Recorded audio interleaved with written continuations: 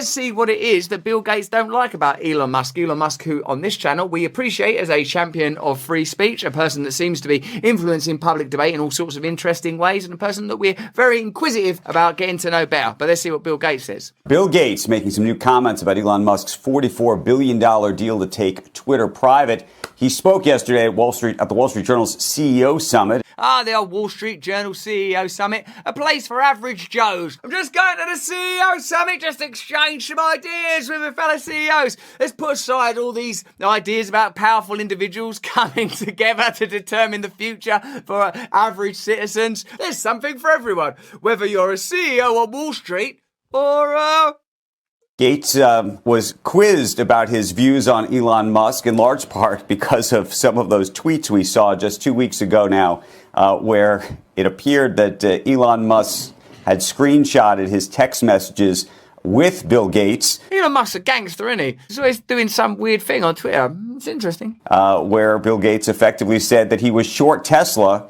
and Elon Musk turned around and said, well, if you're short Tesla, I can't really talk to you about philanthropy and anything else because I don't believe that you could possibly actually be interested in climate change. It's interesting that there is this new appetite for outspoken public figures. Trump, Musk, and I suppose the antithesis to these plain-speaking public figures is someone like Bill Gates, who's on your TV talking about climate change or pandemics or whatever, but in private text messages saying like, "I'll short Tesla stock." And I suppose if you were interested in climate change and you believe that electric cars is part of the solution, and I feel that Bill Gates probably does believe that you wouldn't necessarily short Tesla stock. Look, my views are outside of this little crucible of affairs, to tell you the truth.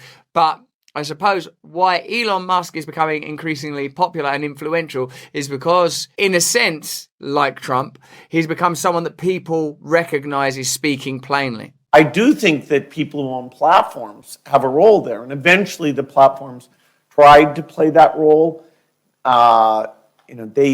It was kind of too late. And when you don't have the trusted leaders, speaking out about vaccines, it's pretty hard for the platform to work against that. So I think we have a leadership problem and we have a platform problem. When Bill Gates says that there's a leadership problem and a platform problem, I think what he means is I don't have total control over all media messaging yet, but I will endeavour to achieve that through sponsoring journalism school, by controlling the WHO, by creating various pharmacological outlets, by buying up farmland.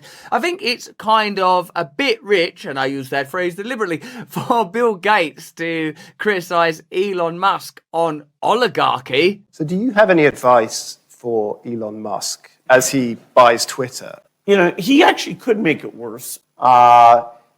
What's his goal, where he talks about the openness, how does he feel about something that says vaccines kill people or, that Bill Gates is tracking people? What are those two particular examples?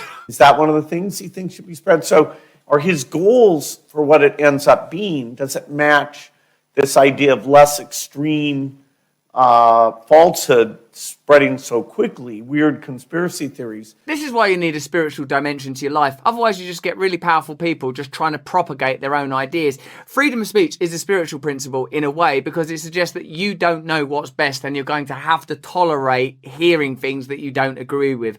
If you think you do know best and you want to control the conversation, that is not a spiritual principle. That's a power principle. That's if you achieve total domination, you can control outcomes. That's not something we can build a reliable future on for everyone unless you happen to trust or agree with the person that's in power. There are already laws around terror. There are already laws around language that is about inciting and violence. These laws already exist. You don't need additional regulation and censorship, and usually this additional regulation and censorship is used to prohibit freedom of more people than it proposes to help. Does he share that goal or not? I thought that just human judgment would work. And so far, at least under the stress of the pandemic, that hasn't stopped the crazy stuff from getting out. There are a few things I dislike about that announcement. One is the problematization of human nature.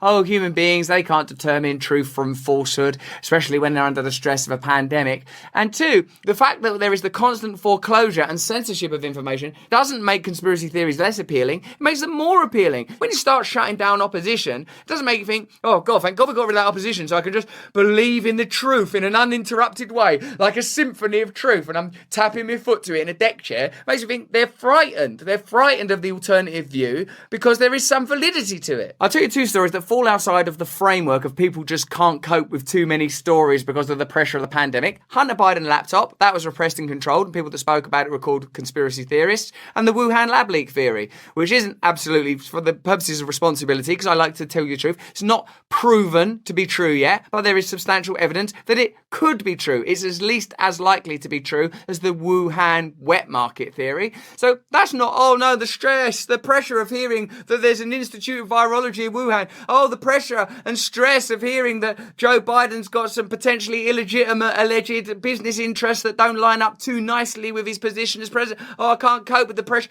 No, there are legitimate ideas that are being closed down. Therefore, freedom of speech, good thing. It makes me feel that what these powerful elites and groups are interested in are total control of the narrative, because unless they have total control of the narrative, they'll hear information that will prevent people from being compliant. It's a much simpler explanation to say that, this person started the pandemic than that there's this weird thing in biology. Gates said it's unclear how Musk will change Twitter if he takes ownership, while also raising concerns about the spread of misinformation on social media platforms. Misinformation is not an objective thing like a meteorite. It is a subjective thing. Whose misinformation? Who benefits from truth? Truth is continually changing. On my podcast, Under the Skin, we had Professor Brian Cox, and he said that responsible science should be conducted with humility, accepting opposing views so that truth can be reached through consensus and synthesis of opposing ideas. Gates, who has been replaced by Musk as the world's richest person in recent years, went on to question what Musk's goal is with Twitter and whether his drive to promote free speech is sensible. How does he feel about something on Twitter that says vaccines kill people,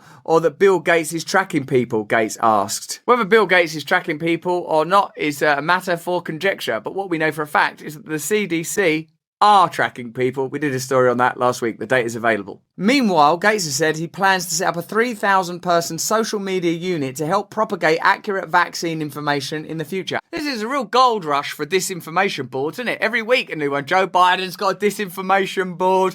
Bill Gates is setting up a disinformation board. Kanye West disinformation board. The last one was disinformation. When you don't have trusted leaders speaking out about vaccines, it's pretty hard for the platforms to work against that, he admitted. So I think we have a leadership problem and we have a platform problem. Yes, I think we have both of those problems, but perhaps not in the way that Bill Gates sees it. Because obviously what I believe in is freedom of speech, our ability to disagree with one another, our ability to have adult conversations with one another and disagree with one another. Do you believe that there's been free and open discourse around the subject of vaccines? Do you believe that pharmaceutical companies are subject to enough rigor and analysis? And do they share enough data, or do they occasionally say they'll boot things off 70 years into the future? Why is that? Because the information is going to make us so happy we might fall over with glee.